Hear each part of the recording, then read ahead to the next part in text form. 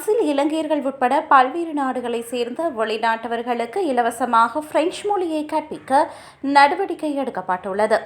அதற்கமைய போ லபே பகுதியில் அமைந்துள்ள லனிக் உயர்நிலை பாடசாலையில் பிரேபோ கிளே என்ற பெயரில் பிரெஞ்சு மொழி பயிலரங்குகள் தொடங்கப்பட்டுள்ளன.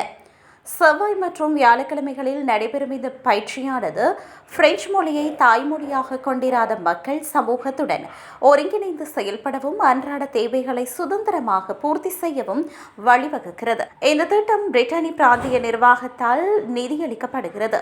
குறிப்பாக பிரான்ஸ் திறவாய் அமைப்பில் பதிவு செய்துள்ள வேலை தேடுபவர்கள் மற்றும் பிரெஞ்சு குடிவரவு அலுவலகத்தில் குடிமை பயிற்சியை முடித்தவர்களுக்காக இது பிரத்யேகமாக வடிவமைக்கப்பட்டுள்ளது. இந்த பயிற்சி திட்டத்தில் இலங்கையர்கள் உட்பட ஆர்மீனியா, தாய்லாந்து, உக்ரைன் மற்றும் லித்வேனியா ஆகிய நாடுகளைச் சேர்ந்த 9 பேர் தற்போது இணைந்துள்ளனர்.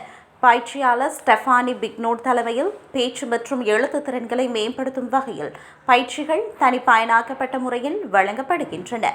பல்வேறு நாடுகளை சேர்ந்தவர்கள் இதில் பங்கேற்பதால் இது ஒரு சிறந்த கலாசார சங்கமமாக திகழ்கிறது.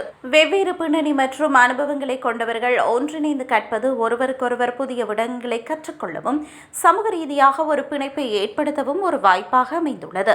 ஒவ்வொரு அமர்வும் 3 மணி நேரம் நடைபெறுவதோடு மொத்தமாக 200 மணி நேர பயிற்சியை இத்திட்டம் வழங்குகிறது. ஆண்டு முழுவதும் எப்போது வேண்டுமானாலும் இந்த வகுப்புகளில் இணைந்து கொள்ள முடியும் என்பதும் இது முற்றிலும் இலவசமாக வழங்கப்படுவதும் குறிப்பிடத்தக்கது.